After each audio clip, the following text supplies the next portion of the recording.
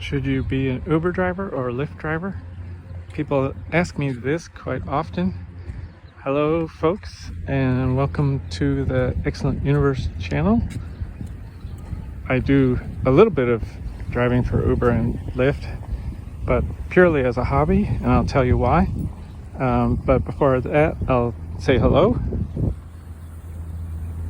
Hi folks, and welcome to the Excellent Universe channel. Please like, subscribe, thumbs up, comment, put comments, and tell me your experience. We can start a conversation about, is it a good idea to be a Lyft or Uber driver, considering Tesla and other companies are creating self-driving taxis. Is it a good idea to try driving? Well, maybe you could do grocery delivery, Uber Eats, and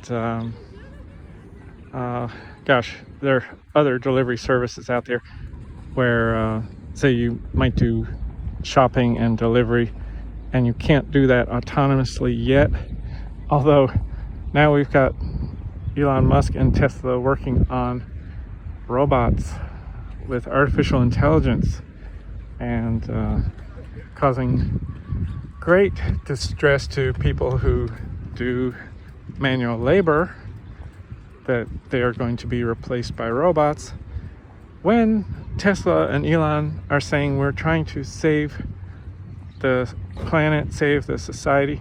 Yeah, but are we saving it for the robots, or who are we saving it for? Come on, this is ridiculous. Anyway, that's a good way to start the conversation.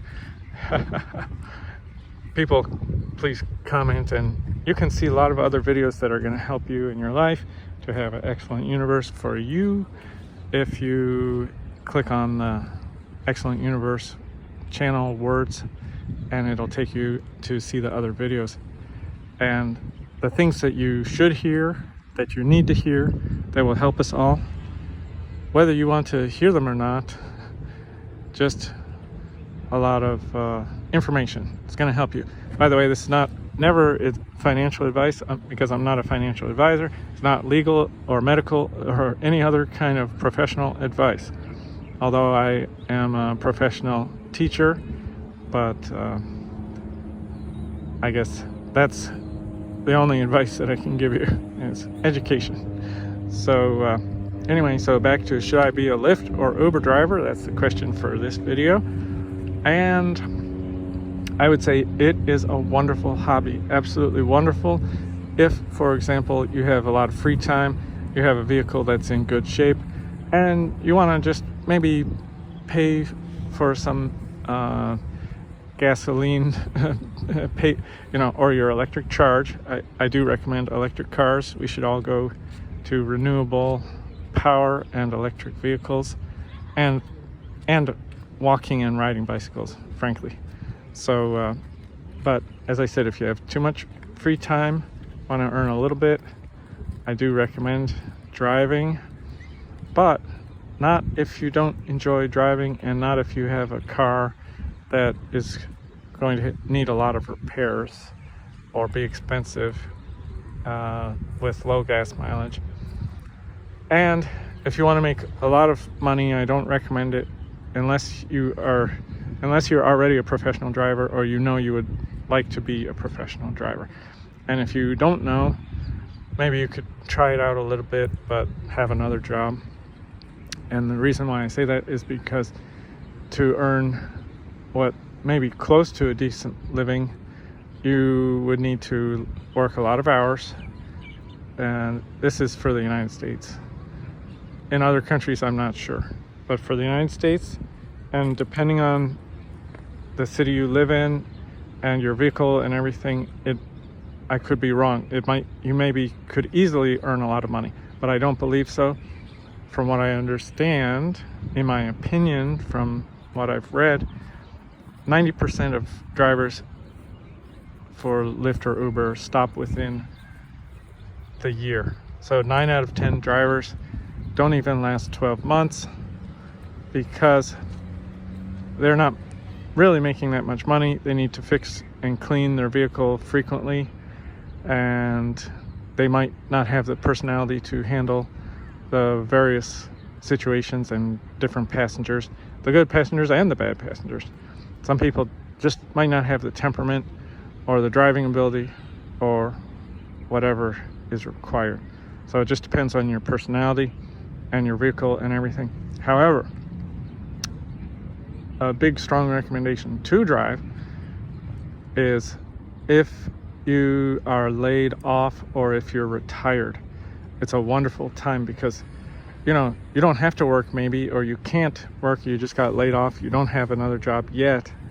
And if you do that, it's perfect because it gets you out, gets you moving around. Even though you should take a 15-minute break and take a walk every 2 hours probably if you're driving, just to stay healthy, because sitting down and driving for long hours definitely cannot be healthy, especially if you're in a heavy traffic area. That's also not healthy to breathe the air in those areas.